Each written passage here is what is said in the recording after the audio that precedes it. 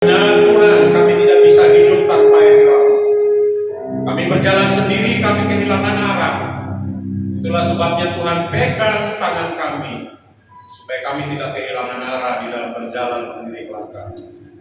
Tuhan Yesus, Engkau lihat jiwa-jiwa yang haus akan kebenaran firman. Berbicaralah Tuhan kepada kami. Kami membuka hati kami seluas-luasnya. Kami menjadikan hati kami seperti bejana yang kosong, yang rindu akan air kehidupan. Engkau isi Tuhan, supaya lewat kebenaran firman-Mu yang menjadi panglima di dalam kehidupan kami, untuk kami bertindak, berlaku, berbicara, bersikap, sehingga kemuliaan-Mu yang nampak dalam kehidupan kami. Tuhan, kami perlu firman. Berbicaralah kepada kami semuanya. Kami siap untuk mendengarkannya. Pakai hamba yang terbatas ini untuk menjadi alat berkat. Segala kuasa-kuasa jahat yang mencoba untuk mengganggu kami, mengalihkan perhatian kami dari kebenaran firman, kami tolak itu semuanya dalam nama Yesus. Tuhan yang berkuasa di dalam kehidupan kami, Tuhan yang berkuasa di tempat ini, dan kami mempersilahkan Engkau Tuhan menguasai hati dan pikiran kami, sehingga kami boleh fokus akan kebenaran firman. Terima kasih Tuhan, di dalam nama-Mu kami berdoa dan bersyukur. Haleluya. Mari kita yang percaya berkata amin. Puji Tuhan, silakan duduk. Shalom. Puji Tuhan. Ada pepatah mengatakannya, kalau baru pertama kali datang selalu ngomong begini, tidak kenal maka tidak sayang. Tentu saudara tidak ada yang kenal sama saya, kecuali beberapa orang yang hadir di sini. Saya hamba Tuhan yang melayani Tuhan juga di GCKI, tapi di daerah Bekasi dulu kami merintis. Sekarang sudah kami serahkan kepada kader yang saya kaderkan kurang lebih sekitar 7 tahun. Lalu setelah dia selesai sekolah teologi, dia melanjutkan pelayanan itu di daerah Bekasi di samping Sumarekon di Prima Harapan Regency. Lalu sekarang saya ke Cibinong, Bapak Ibu, bukan yang baru lagi. Karena bagi saya, hamba Tuhan itu tidak pernah berhenti melayani. Amin. Status boleh berhenti menjabat sebagai gembala sidang atau sebagai pengurus gereja tetapi sebagai hamba Tuhan tidak pernah kita berhenti. Selamanya melayani Tuhan. Amin. Baik ada jabatan atau tidak ada jabatan, baik sudah pensiun, selamanya menyenangkan Tuhan. Jadi sekarang saya setiap minggu ke Cibinong. Itu juga sedang saya kaderkan seorang hamba Tuhan selama 4 tahun ini. Nanti mungkin tahun depan dia akan megang itu pelayanan di Cibinong. Saya akan pergi lagi. Saya akan buka lagi pelayanan yang baru. Kalau masih diberi Tuhan kesempatan. Kalau masih dikasih umur panjang, pokoknya selama-lamanya melayani Tuhan, melayani Tuhan. Baik Bapak Ibu, istri saya Ibu Mawar Sitorangkir tadi pagi di sini. Sekarang dengan kemurahan hati Tuhan, mendapat penghormatan dari Pak Hari, ya, saya boleh melayani sore hari ini. Mari kita baca firman Tuhan yang terdapat di dalam Mazmur 142 Perjanjian Lama. Saudara rindu diberkati Tuhan? Mari konsen Bapak Ibu, karena firman Tuhan ini adalah dasar untuk kita hidup, bertindak, berlaku di dalam kehidupan kita sehari-hari. Mazmur 142 ayat 1 sampai ayat 8 kita akan baca secara berganti-gantian. Saya undang kita berdiri, kita baca firman Tuhan ini. Mazmur 142 ayat 1 sampai ayat 8. Saya baca ayat 1, saudara ayat 2, begitu seterusnya. Nanti ayat 8 kita akan baca secara berganti-gantian. Doa seorang yang dikejar-kejar. Nyanyian pengajaran Daud ketika ia ada di dalam sebuah suatu doa.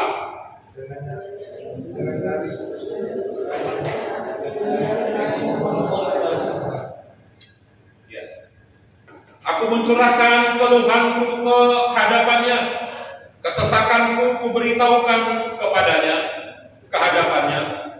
Jika aku masuk di dalam diriku, engkaulah yang mengetahui jalanku, di jalan yang harus kutempuh, dengan sembunyi mereka memasang jerat terhadap aku.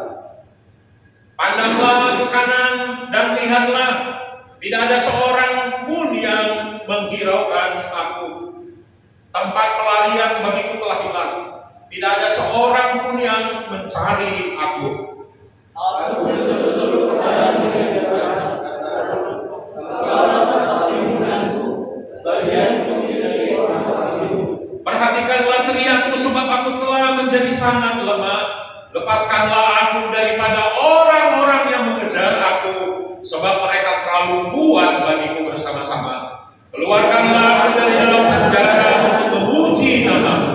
Orang-orang benar akan mengelilingi aku apabila engkau berbuat baik kepadaku. Puji Tuhan, silakan duduk. Sampai sekian jauh membaca firman Tuhan yang memberkati kita. Berbahagialah orang yang mendengar firman Tuhan dan melakukannya di dalam kehidupannya sehari-hari. Sekarang ini Bapak Ibu, hanya banyak sekali orang yang hanya mendengar firman Tuhan tapi tidak menjadi pelaku-pelaku firman Tuhan, sehingga gaya hidupnya tidak beda dengan orang dunia, ya. Becky dengan orang dunia beda tipis. Kita diminta untuk tidak hanya menjadi pendengar, tapi kita juga diminta untuk menjadi pelaku-pelaku kebenaran firman Tuhan, supaya nama Tuhan dipermuliakan. Saudara pernah dengar nama seorang hamba Tuhan? Dia penulis buku, namanya Norman Vincent Peale. Ada yang pernah mendengar atau membaca bukunya? Yang paling terkenal bukunya itu salah satu adalah Positive Thinking. Itu Norman Vincent Peale penulisnya. Nah, suatu ketika Bapak Ibu, hamba Tuhan ini selagi di pastori, ya, di kantor sedang ngurusin pelayanan-pelayanan yang akan dilakukan baik tengah minggu maupun hari minggu. Selagi dia di kantor, tiba-tiba datang jemaatnya. Jemaatnya ini menerobos masuk mencari hamba Tuhan ini, pendeta Norman Vincent Peale ini, dan dia berteriak, Pak Norman, tolong saya lagi stres berat, saya dalam keadaan tertekan. Kalau seandainya sebentar lagi tidak ada yang bisa menolong saya akan bunuh diri. Pak Norman mendengar itu, lalu dia persilakan jemaatnya ini, namanya George, silakan duduk. Coba kamu ceritakan apa permasalahannya. Rupanya permasalahannya terlalu berat Bapak Ibu, sehingga dia berpikir mau bunuh diri. Kalau seandainya tidak ada solusi, tidak ada jalan keluar untuk pertolongan dia. Lalu setelah dia cerita, Bapak pendeta ini mengatakan, George, saya nggak bisa tolong kamu. Yang bisa tolong kamu itu hanya Tuhan. Saya terbatas kemampuan saya. Tapi namanya jemaat ya Bapak Ibu ya, Pak Ali juga nanti ngalamin.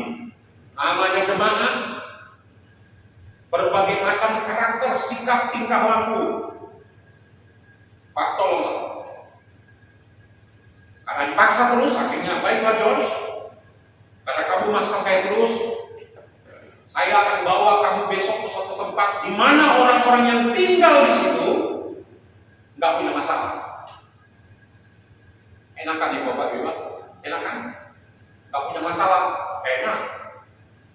Lalu George bilang, Pak Pendeta, saya akan sumbang kepada yayasan Bapak $10.000 seandainya ada jawaban terhadap masalah tantangan yang saya hadapi. Ya oke, besok pagi kita jumpa. Besok paginya George datang ke gereja. Pak Norman Vincent Peale sudah ada di situ. Akhirnya mereka berangkat. Setelah beberapa jam berangkat mereka, tibalah mereka di satu tempat seperti yang dikatakan oleh Norman Vincent Peale. Orang-orang yang tinggal di situ, wilayah itu, orang-orang yang tidak punya masalah. Lalu Pak Pendeta ini ngomong kepada George, coba kamu lihat, coba kamu pandang seluruhnya tempat ini. Inilah tempat di mana orang tidak punya masalah. Namanya Woodland Cemetery. Sudah tahu tempatnya di Amerika sana? Woodland Cemetery, kuburan. Jadi Bapak Ibu, ternyata kalau saudara tidak mau punya masalah, mati aja. Karena orang yang mati nggak punya masalah, udah beres persoalan hidupnya. Kita yang masih hidup ini punya banyak masalah, pergumulan, tantangan, baik dia hamba Tuhan atau orang biasa. Dia punya masalah setiap hari, tidak dipanggil saja masalah itu datang Bapak Ibu dalam kehidupan kita. Ya kan? Siapa di sini yang tidak punya masalah? Coba katakan. Saya pengen belajar dari saudara. Coba katakan. Adik, punya masalah nggak? Kita punya masalah. Tapi Bapak Ibu coba saudara lihat. Kita yang di dalam Tuhan, ketika ada masalah, tantangan, pergumulan terjadi, diizinkan Tuhan itu terjadi dalam kehidupan kita untuk mengasah kita supaya lebih bergantung kepada Tuhan. Amin. Itu Bapak Ibu. Kalau nggak ada masalah kita lupa sama Tuhan. Ya, sejarah membuktikan bagaimana orang Eropa yang begitu rohani, ada Zwingli, ada Calvin, ada Martin Luther. Waduh, itu penggerak kekristenan di Eropa Bapak Ibu. Amerika, orang-orang Puritan yang lari dari Inggris ke Belanda karena dikejar-kejar saking kudusnya kehidupan mereka. Lari ke Belanda dari Inggris, lari ke Belanda, di Belanda juga mereka dikejar.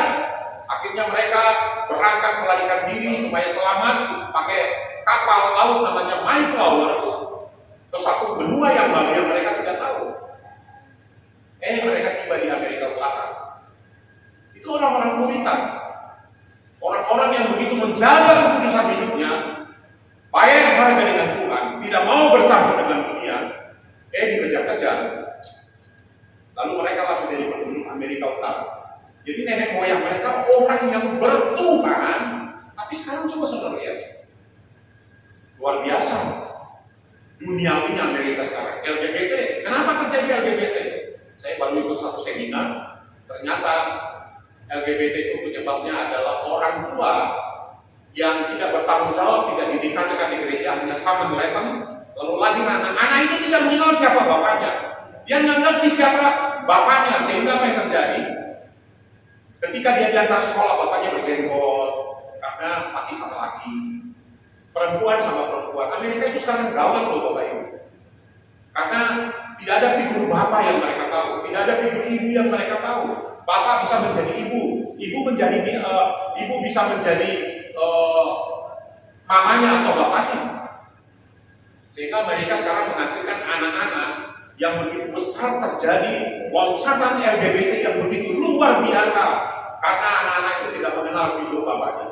Makanya figur bapak itu di rumah sangat penting Bapak Ibu, sangat penting. Kenapa? Supaya anak itu tahu mana bapaknya, mana ibunya. Amerika nggak tahu, pokoknya single parent. Ibu mengurus anaknya, tiba-tiba datang seorang perempuan yang jadi ayahnya, atau tiba-tiba datang seorang laki-laki yang menjadi ibunya.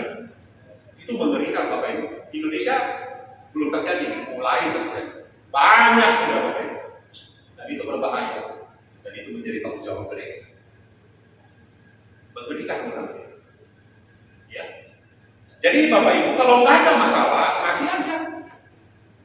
Saya bersyukur masalah demi masalah kita hadapi supaya kita semakin bergantung kepada Tuhan. Amin. Ada begitu banyak orang yang bergantung sama Tuhan. Sama seperti yang saya ceritakan tadi di Eropa. Ada revolusi industri sehingga mereka menjadi kaya, makmur. Untuk apa lagi Tuhan? Ya kan? Untuk apa lagi Tuhan sudah makmur? Dan sekarang Eropa itu Bapak Ibu ateis hampir semua. Saya pernah berobat ke Jerman, rumah sakitnya di Hamburg. Lalu hari Minggu bunyi lonceng, saya tanya kepada samping saya, kamu tidak gereja? Tidak, saya tidak gereja, saya tidak punya Tuhan. Lalu dikatakan yang bergereja itu hanya orang-orang tua yang udah bawa tangan, sebentar lagi mati. Hanya berapa orang, anak mudanya enggak. Lalu saya lihat di TV Bapak Ibu, kita dapat TV satu, itu generasi-generasi seperti saya, namanya itu masih Markus, Lukas, Yohanes, berarti bapaknya masih rohani. Kira-kira generasi sebelum, katakanlah segenerasi dengan bapak saya. Kasih nama Simon. Tapi Bapak Ibu, sekarang ini anak-anak muda nggak ada ke gereja.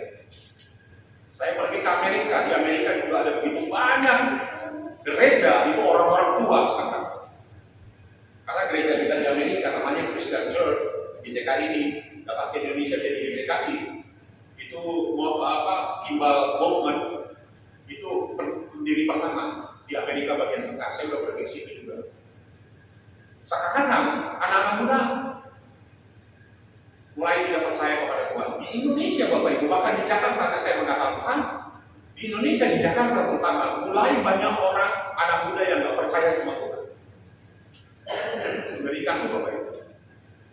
Dunia ini makin mengerikan. Lalu tugas gereja bagaimana? Tanggung jawab kita, karena kita imamat rajani. Bukan tugas pendeta saja, bukan tugas pengurus-pengurus gereja. Kita yang imamat rajani, kita yang hidup di dalam Tuhan, menikmati kebenaran firman Tuhan setiap hari. Kita diberi tanggung jawab untuk membawa jiwa-jiwa itu kepada Tuhan. Kita kembali kepada firman Tuhan yang kita baca, ya. Tadi saya katakan bahwa kalau nggak punya masalah, ya udah mati aja. Daud punya masalah nggak? Oh, ada masalah. Karena ada masalah ini mengerikan sebetulnya kehidupannya. Kehidupannya antara hidup dan mati. Karena dikejar-kejar sama Saul dan pasukannya. Saul sudah cemburu sama dia, iri sama dia karena Tuhan pakai si Daud ini pun dengan urapan Tuhan. Sehingga Saul yang sering kesurupan itu terobati ketika dia main kecapi, main musik.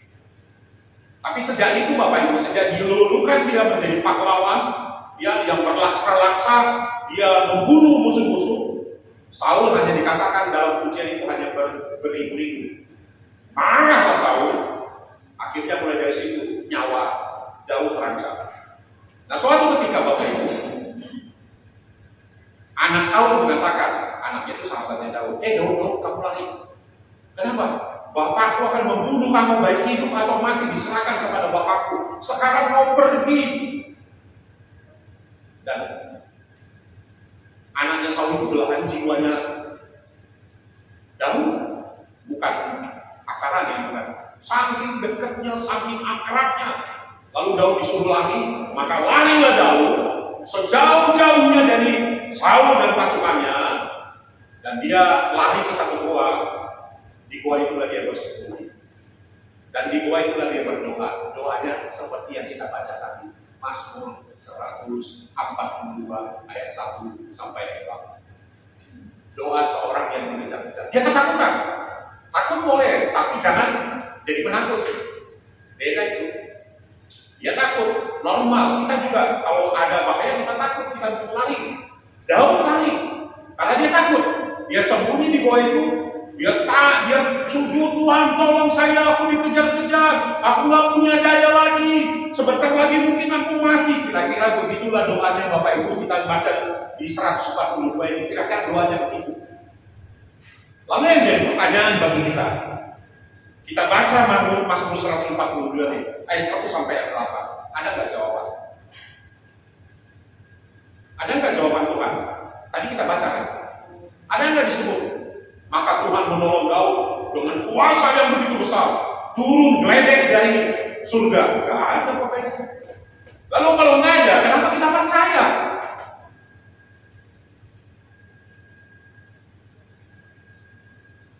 Saya mau tanya sama Bapak Ibu, jawab ya Bapak Ibu ya. Kalau nggak jawab nggak sopan. Nenek saya itu pintar sekali pendidikan Belanda. Kalau gitu-gitu bagi-bagian kali-kalian, dia meninggal umur 99 tahun, tua banget. Dia ngajari kami dulu matematika. Nenek saya bilang begini, ibunya ibu saya, Edi, kalau ada orang bertanya kepada kamu jawab ya. Kalau nggak kamu jawab, berarti kamu nggak sopan. Sekarang saya tanya kepada saudara.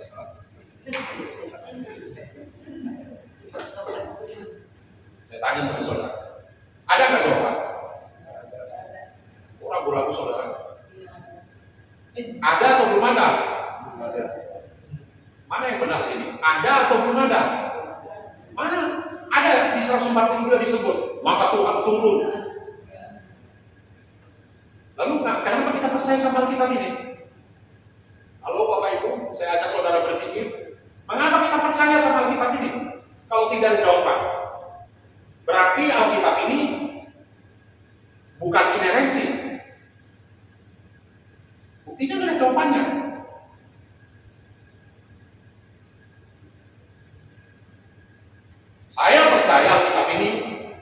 tidak punya kesalahan, inerensi. Alkitab ini sempurna. Mungkin penulisnya bisa salah atau lupa, tapi ini semuanya benar karena diberi iluminasi, diberi inspirasi oleh Tuhan ketika ditulis. Memang tidak ada jawaban di sini Bapak Ibu. Sampai saudara bolak-balik 100 kali saudara bolak-balik tidak ada jawaban saudara baca di Mazmur 142 itu. Tapi Allah kita itu kan Allah Jehovah Jireh. Dia Allah yang menyediakan bagi kita. Dia Allah menjadi penolong bagi kita. Saya percaya. Memang di sini tidak ada disebut Bapak Ibu. Tapi coba kita baca di 1 Samuel 22. Silakan. Ada yang bisa menolong saya? 1 Samuel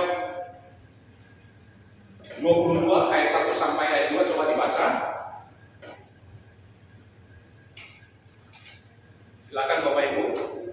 Tolong saya dibantu, suara saya udah habis dari tadi pagi teriak-teriak di gereja. 1 Samuel 22 ayat 1 sampai ayat 2. Silakan. Ayat 1 dan ayat 2. Ya. Lalu Daud pergi dari sana dan melayani diri ke gua. Nah, stop dulu Bapak Ibu. Jadi Daud lari karena saking takutnya. Dia lari bersembunyi ke satu goa. Goa itu namanya Goa Adulam. Ya, terus lanjut. Ketika saudara-saudaranya dan seluruh keluarganya mendengar itu, pergilah mereka ke sana mendapatkan dia. Berhimpunlah juga kepadanya setiap orang yang dalam kesukaan. Stop dulu. Berhimpunlah kepadanya setiap orang yang dalam, itu kelompok pertama. Terus setiap orang yang dikejar-kejar Tuhan piutang. setiap orang yang dikejar-kejar piutang, kelompok 2. Terus Setiap orang yang sakit hati. setiap orang yang sakit hati. Ada 3 kelompok yang datang kepada Daud ketika mereka tahu Daud ada di Goa Adulam. Ya, terus lanjut. Maka ia menjadi pemimpin mereka. Ya, saudara lihat ini ya. Di Mazmur 142 memang tidak ada jawaban, tapi dijawab di dalam 1 Samuel 22. Kelompok-kelompok ini, 3 kelompok ini begitu tahu Daud ada di Goa Adulam, maka datanglah mereka minta tolong kepada Daud. Daud, tolong, kami lagi dalam kesukaran, kami lagi dikejar-kejar tukang piutang. Ternyata Bapak Ibu zaman dulu sudah ada debt collector, ya kan? Dikejar tukang piutang, ini debt collector. Siapa yang pernah di sini dikejar debt collector? Coba katakan. Ada yang berani? Oh, di sini mah baik-baik semuanya, wajahnya bagus-bagus, penuh damai sejahtera sukacita saya kira. Tapi kalaupun saudara pernah dikejar-kejar debt collector karena mungkin motornya sudah 3 bulan tidak dibayar atau mobilnya 3 bulan tidak dibayar, lalu di stop di tengah jalan, pasti saudara pucat pasti dan memberikan kunci mobil dengan mobil ataupun motor itu dibawa debt collector. Jadi ternyata zaman dulu sudah ada debt collector. Lalu yang ketiga dikatakan setiap orang yang sakit hati datang kepada Daud untuk minta tolong. Ketika mereka datang kepada Daud, Daud mikir, loh, aku juga lagi berdoa untuk minta tolong kepada Tuhan. Kok kalian datang kepada saya untuk minta tolong?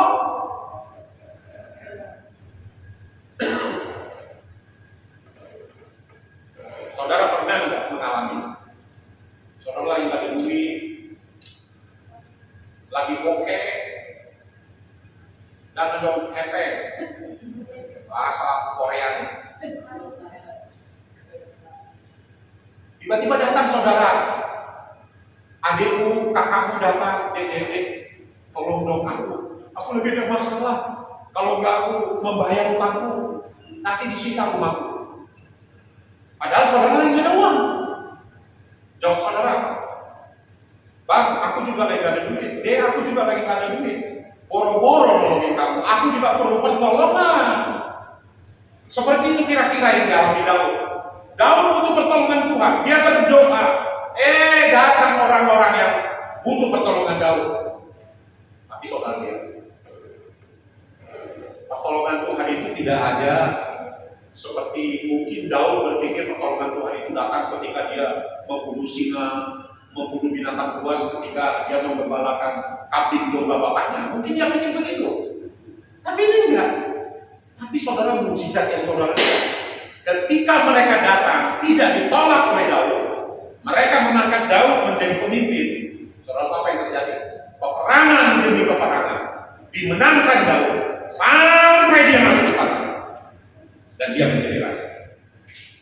Jadi pertolongan Tuhan itu aneh dan ajaib. Tidak melulu mujizat itu langsung terjadi kesembuhan. Tidak, Bapak Ibu. Banyak yang terjadi kesalahan dalam pelayanan. Aneh-aneh yang pertolongan Tuhan itu. Karena dia tidak bisa dibatasi dengan akal pikiran kita yang segede bakpao. Saya baru tahu bakpao itu rupanya kue babi. Bakpao.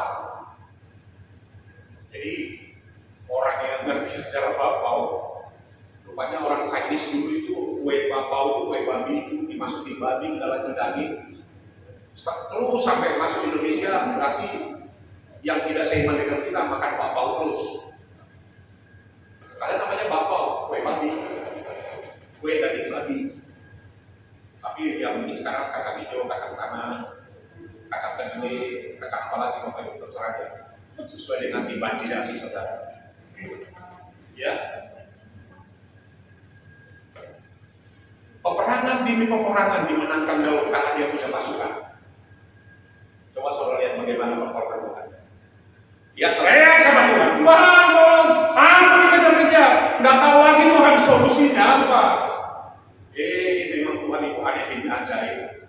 Tadi saya bilang nggak bisa kita pikir dengan akal pikiran kita.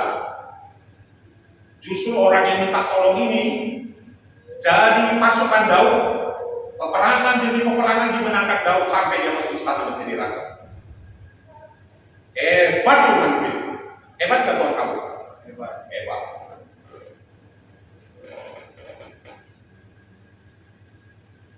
Saya takjub sama Tuhan. How great thou art. Dahsyat luar biasa. Saya waktu belajar teologi Bapak Ibu, ketika masuk tentang the name of God, aduh saya bisa nangis. Diterangkan, dijabarkan sama dosa-dosa ini.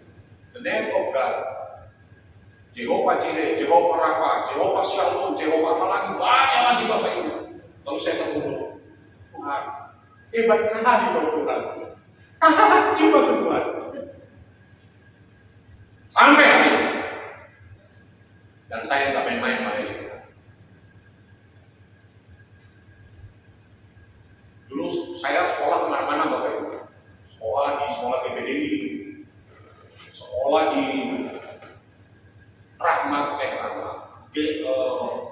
GKI, Pak Sujono, STT Lintas Budaya, dan Pak Henry ngambil master di CDS. Wah pokoknya semua udah saya jalani. Saya juga masuk crossroad, YWN kalau anak muda, orang tuanya crossroad namanya, di persimpangan jalan. Banyak yang udah saya ikuti. Saya takut sama Tuhan, saya tukut tuh. Saya nggak main-main dengan Tuhan. Karena semakin saya mengenal, saya makin menganggap diri saya ini nggak ada apa-apa di hadapan Tuhan. Kecil banget, tapi kau berharga di hadapan Tuhan. Saudara sadar deh, engkau berharga di mata Tuhan. Dan itu yang kau percaya. Tuhan sejelek apapun aku, sejahat apapun aku, engkau membuat aku berharga di hadapan. Tahun 90 saya masuk sekolah pertama kali, sekolah Alkitab Bapak Om Datu di Cianjur. Masuk, nggak boleh keluar, kejebak saya. Wah, peraturannya Bapak Ibu minta ampun. Dibentuknya di sana nggak boleh pulang. Lalu dibocok jam 4:30 udah bangun, diskon pagi. Lalu jam 6 selesai diskon, langsung kerja bakti membersihkan yayasan Kabar Baik itu kurang lebih 3 hektar Bapak Ibu. Saya taman pelayanan Pak Om Datu di Tanah Abang sana, baik di Silver Queen maupun di Gedung Rahmat Immanuel. Tapi teman juga kerja nggak dibedain. Kalau udah cuci WC paling telat Bapak Ibu. Kerja buat Tuhan, sambil disodok ke lubang WC, baunya ditampur. Mungkin teman hari makan jengkol, malamnya baunya keras satu jengkol. Tetap aja dibersihin Bapak Ibu, dibentuk kami Bapak Ibu jadi hamba Tuhan, jadi keser, tidak dibeda-bedakan. Padahal saya teman pelayanan Honda dengan ibu dokter Presiati Pokoknya. Dulu dia ahli bedah plastik terbaik di Indonesia. Wah, setiap hari loh Bapak Ibu 9 bulan. Bangun pagi.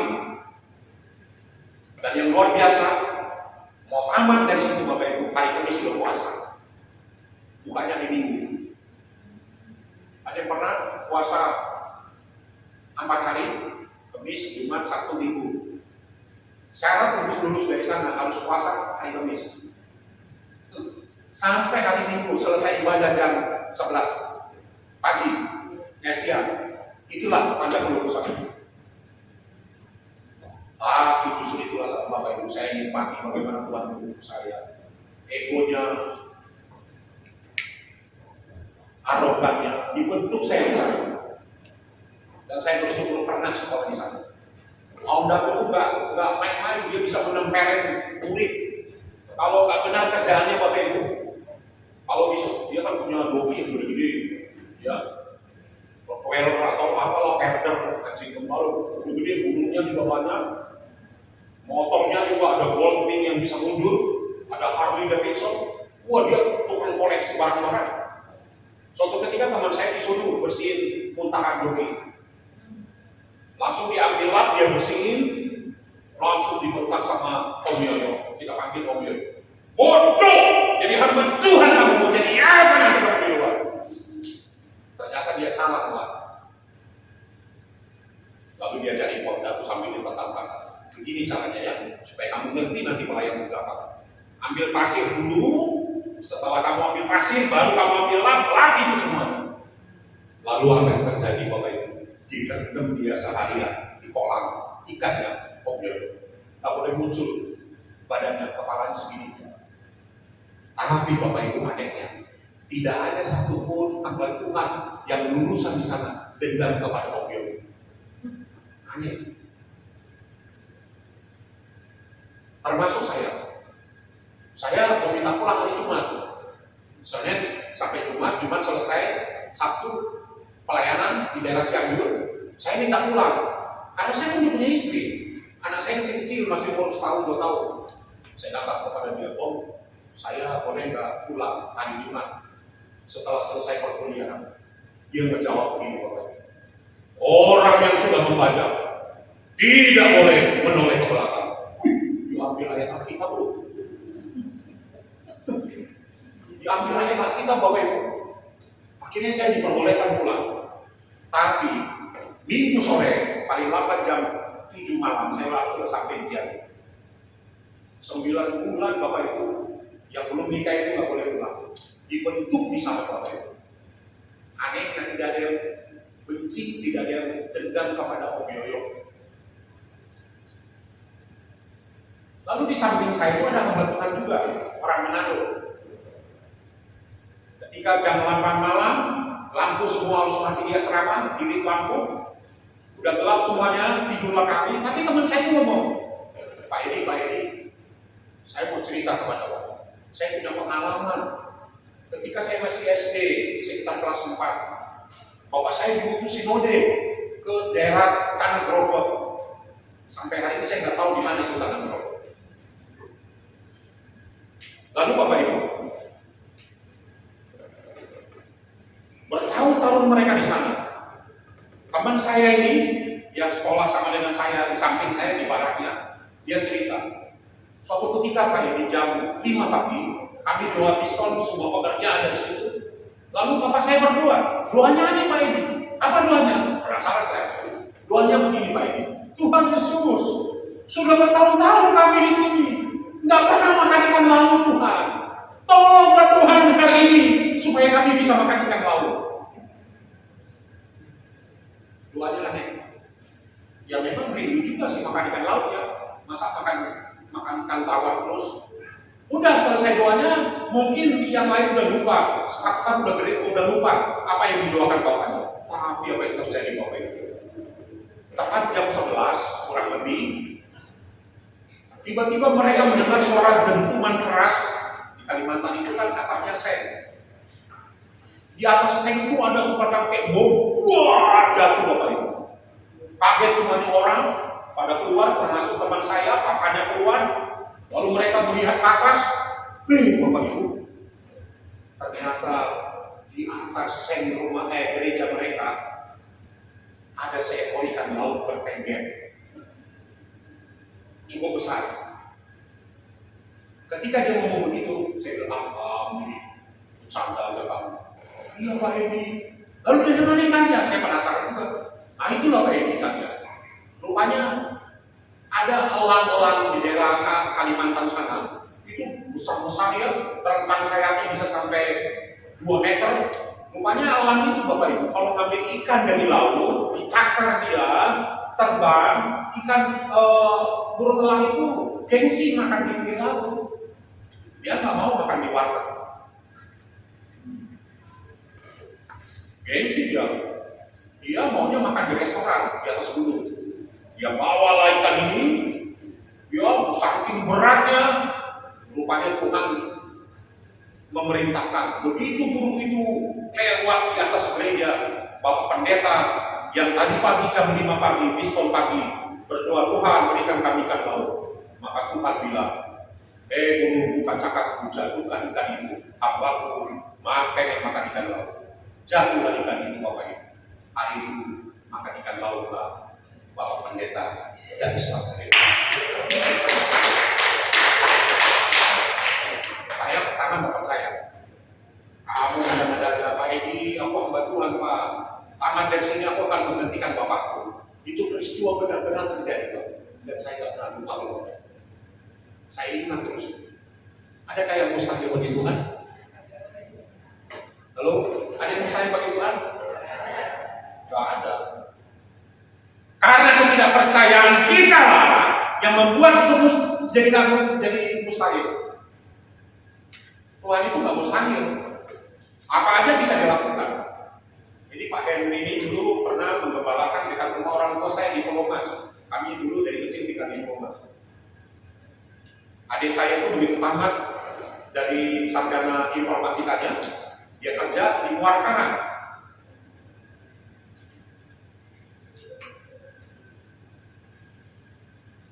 Ketika dia bangun pagi, dia kaget. Dia ulang tahun tanggal 16. Jadi udah kanker. Tahu kanker? Kanker kering. Kali itu gajinya masih 450.000 ya. Tahun 80-an kalau nggak salah. Lalu Bapak Ibu, dia bangun, dia kaget, dia ingat ulang tahun dia hari ini. Setiap pegawai yang ulang tahun akan mentraktir teman-temannya. Dia ingat Bapak Ibu, duitnya udah tipis, nggak ada. Dia doa, dia juga Tuhan, pokoknya nggak mau tahu Tuhan. Nah inilah, pokoknya nggak mau tahu Tuhan. Hari ini aku ulang tahun Tuhan. Nanti aku akan traktir teman-temanku. Duitku udah tipis, nggak mampu lagi untuk traktir temanku karena ulang tahun. Setiap temannya yang kerja di situ ulang tahun pasti traktir. Lalu, ya yakin pertolongan Tuhan, pergi lagi naik motor dia ke Muarakaran. Dia lewat landasan Pacu Kemayoran, Nangka. Landasan Pacu Kemayoran. Lagi enak-enak naik motor gitu Bapak Ibu. Tiba-tiba dari mobil yang depan itu berhamburan uang 50.000. Ini juga maksudnya juga ya. Berhamburan, dia lihat Bapak Ibu ada yang nempel di helmnya, ada yang nempel di jaketnya.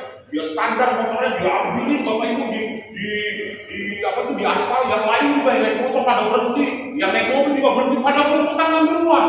Yang punya mobil, yang punya uang jalan terus. Wah, ini saya nggak mau kalah orang bangsa. Ya, makanya ada bigoma. Soalnya tuh bigoma itu pakai diraup pakai tangan. Adik saya juga begitu, diraup pakai tangan, dimasukin ke kantong jaketnya. Wah, pokoknya semua yang ada tempat itu dia masukin. Dan hari itu dia ada uang. Lalu dia pikir mau dikembalikan kemana ya?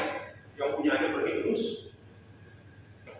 Akhirnya dia sampai di kantornya, dia sisir rambutnya, udah dijawab Tuhan. Tepat jam 12 Bapak Ibu, langsung seluruh teman kantor mengatakan, Happy birthday to you, Happy birthday to you. Dibawalah ke daerah di Muara itu banyak resto-resto. Dia terakhir di AW ya. Saya nggak tahu apa kepanjangan AW. Terakhir, lalu selesai Bapak Ibu, mujizat yang kedua. Yang pertama sudah dijawab Tuhan. Yang kedua, dia membayar bill yang diberikan oleh kasir tidak lebih dan tidak kurang sebanyak uang yang dia dapat. Itu mujizat yang kedua. Kalau saudara nggak percaya, nanti saya bawa dia ke situ. Pak Henry kenal bagus. Akhirnya hari itu selamat lagi saya dari pencobaan. Ditraktir semua temannya, pulang dia kantor ketemu dengan saya, Bapak, aku bersyukur loh sama Tuhan. Kenapa? Tuhan jawab doaku. Iya apa? Tadi pagi aku bangun kaget takut karena aku ulang tahun hari ini. Oh iya? Tuhan kasih uang aku. Dia cerita seperti yang saya ceritakan. Saya bilang, yang benar kamu. Aduh bang, aku udah dibaptis bang, aku udah lahir baru. Aku udah dibaptis di bawah salon, masa aku bohong katanya. Dan saya percaya apa yang dia katakan. Gak ada yang percaya sama Tuhan. Lihat tadi. Memang pertolongan Tuhan itu macam-macam. Ada yang seperti Daud, dia tutup mulut singa. Ya ada lagi seperti orang minta tolong kepada dia, sedangkan dia perlu pertolongan Tuhan. Tapi diangkat dia menjadi pemimpin. Peperangan demi peperangan karena dia punya pasukan. Sampai dia bisa masuk istana. Jadi gini Bapak Ibu, ini. Jangan pernah membatasi Tuhan. Amin. Tuhan itu gak terbatas. Dia ajaib. Saya mengalami begitu banyak mujizat sampai hari ini. Mujizat yang paling luar biasa yang Tuhan nyatakan kepada saya. Ini teman-teman, apa Tuhan tahu? Saya pernah sakit. Sakit saya mengerikan. 7 rumah sakit di Indonesia, di Jakarta ini, baik di Bandung, Jakarta, udah saya jalani. Gak ada yang bisa menyembuhkan sakit saya. Saya dulu beratnya 130 kilo Bapak Ibu. Orang lihat saya takut, karena saya dikira dekorator. Muka saya ini hitam semuanya. Orang sakit besarnya badan saya. Jadi dipaksa Pak Cek Marpau itu bawa saya kemana-mana, jadi bodyguardnya. Pulang-pulang nanti saya kasih duit, saya masukin. Karena saya kawal dia. Pada takut orang Bapak Ibu. Apalagi saya kan bela diri karate bertahun-tahun. Yang laki saya tentara-tentara di belakang Hotel Borobudur sana. Berat latihan. Apen bangun itu salah satu guru saya itu. Jadi saya PD habisnya Bapak Ibu, dihajar Tuhan saya saking geloncornya, saking rakusnya. Pelayanan dipenuhi, pelayanan di rumah sakit Pusta Sikanala. Dalam seminggu berapa kali pelayanan tahun 80-an.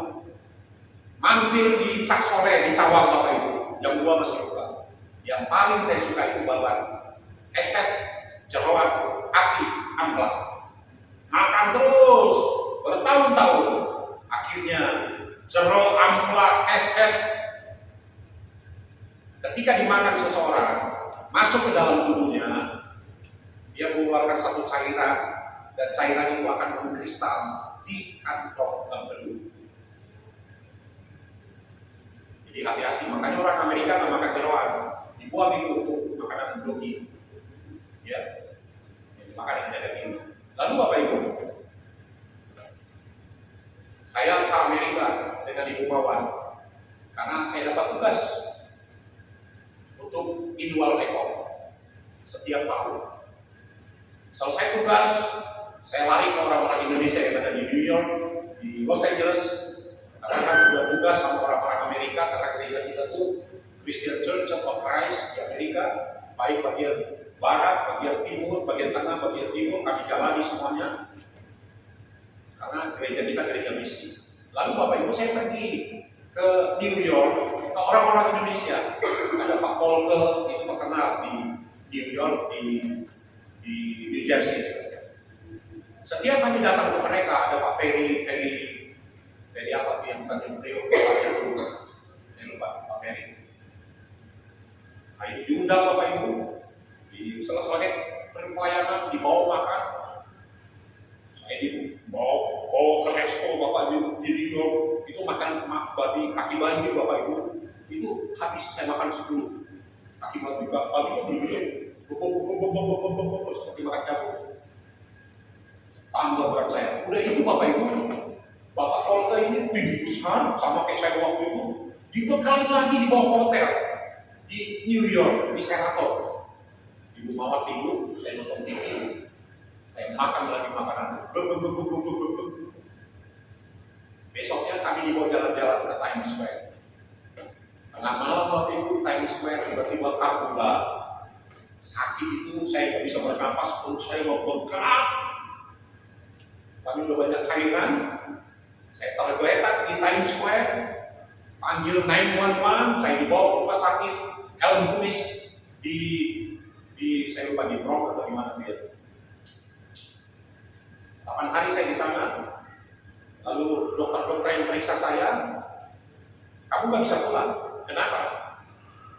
Andreas, kamu masih rapuh seperti daun kering. Lalu berapa lama lagi saya di sini? Kamu sebulan lagi tumbuh, kami observasi. Waduh, udah 2 bulan di luar negeri di sana, ditunggu lagi sebulan, anak masih kecil, si bontot, baru umur 2 tahun, sampai kami pulang dia akan kenal kami lagi. Lalu setelah diperiksa, ketemu dokter tersebut, 2 hari kemudian saya bilang sama Ibu Mawar, tidak boleh. Lalu bagaimana sakit kamu? Ya, di Indonesia dia diobati. Kita pulang aja, kasihan, Alicia. Sekarang dia udah semester 3, waktu itu masih umur 2 tahun. Itu peristiwanya tahun 2005. 2006. Anak saya lahir 2004. Lalu Bapak Ibu, Ibu Mawar setuju ditandatangani bahwa kalau terjadi apa-apa di pesawat atau transit rumah sakit Elm Lewis Hospital tidak bertanggung jawab. Udah, memang betul Bapak Ibu. Di dalam saya udah mau mati, sakitnya ditanggung, nggak bisa bernapas, gerak itu kan sakit. Rupanya cairan itu udah menutup, jadi satu loncat ke saluran pankreas.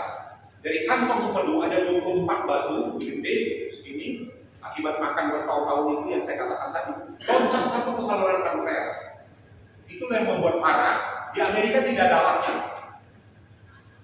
apalagi di Indonesia. Masuk ke Indonesia, 7 rumah sakit saya jalani, termasuk Boromius, Advent, rumah sakit Islam yang ada RNI-nya yang masuk ke dalam ketabung itu, nggak bisa. Lalu di rumah sakit Advent perut saya dibelah, diambil 24 batu tersebut. Sejak itulah Bapak Ibu, nananya terus bereaksi dan sembuh. Saya makin parah sampai berat saya 68 kilo dari 130. Dalam saya terpupuk begini, nggak sembuh-sembuh. 6 bulan ke depan nggak sembuh-sembuh. Terakhir saya diobatin di RSPAD. Di Mitra Kelapa tadi. Mitra Kelapa Barat nggak bisa menyembuhkan Bekasi Barat. RSPAD 2 kali saya masuk 2 minggu nggak bisa sembuh. Lalu dibilang Pak Edi silakan ambil alternatif lain. Artinya dia udah nyerah, tidak ada lagi obat yang bisa atau alat untuk dalam Pak Edi. Akhirnya Bapak Ibu dalam keputusasaan, saya udah siap kalau Tuhan panggil ya udah panggillah, saya udah siap. Ibu Mawar jumpa dengan temannya orang Pokemon Bandung. Temannya itu punya teman namanya Dr. Yohanes Sadikin, sekarang praktek di Mayapada, di Tangerang. Dia ahli penyakit dalam yang tamatan Jerman. Udah bawa dia aja. Besoknya saya dibawa ke dokter itu di Mitra Keluarga Kelapa tadi. Bu Mawar tenang aja, Pak Edi ini bisa saya tangani. Akhirnya saya dimasukin ke tabung MRCT, MRI ya, dimasukin, begitu hasilnya keluar, Pak Yohanes Sadikin itu pukul. Tidak, aduh Bu Mawar, saya nggak nyangka Pak Edi penyakitnya begini. Kalau saya udah pasrah ya mati lah Tuhan, apalagi. Rupanya nanahnya sudah bergerak ke arah ginjal 17 cm.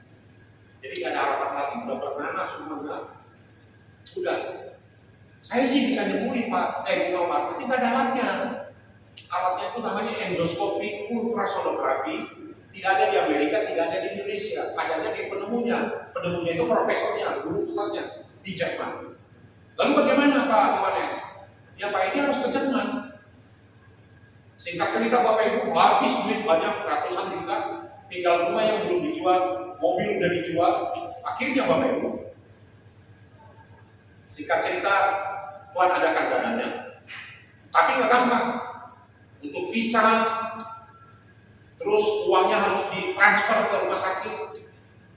Wah, itu sulitnya minta ampun, berobat keluarga. Akhirnya semuanya terjalani, berangkat kami langsung di Hamburg Bapak Ibu, mendarat pesawat saya langsung dibawa lari ke rumah sakit Universitas Klinikum Evan di Hamburg. Langsung saya dikasih obat, dimasukin alat ke dalam perut saya selama 1 bulan 15 hari, ditangani Bapak Ibu sama profesor itu, ada 3 profesor obatin saya. 1 bulan 15 hari saya sembuh. Tapi 2 minggu saya di sana disuruh keluar, saya bingung. Kamu keluar pergi, jalan-jalan kamu biar cepat sembuh. Nanti 2 hari balik lagi ke sini. Nah, pada waktu itu pas mau lebaran Bapak Ibu, saya disuruh keluar.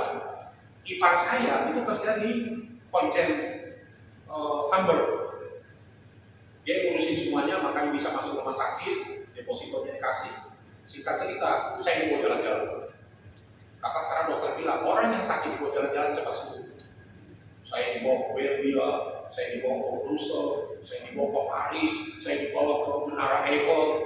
Wah, pokoknya semua Eropa itu hampir semua saya jalani. Senang saya Bapak Ibu, ketawa-ketawa, memang cepat sembuh. Makanya dibilang hati yang gembira adalah ternyata benar. Sembuhlah saya 1 bulan 15 hari. Pulang ke Indonesia, saya nggak dikasih obat lagi. Sembuh total sampai hari ini. Dan itulah Bapak Ibu, saya nggak pernah meragukan. Saya percaya bahwa Tuhan itu ya dan amin.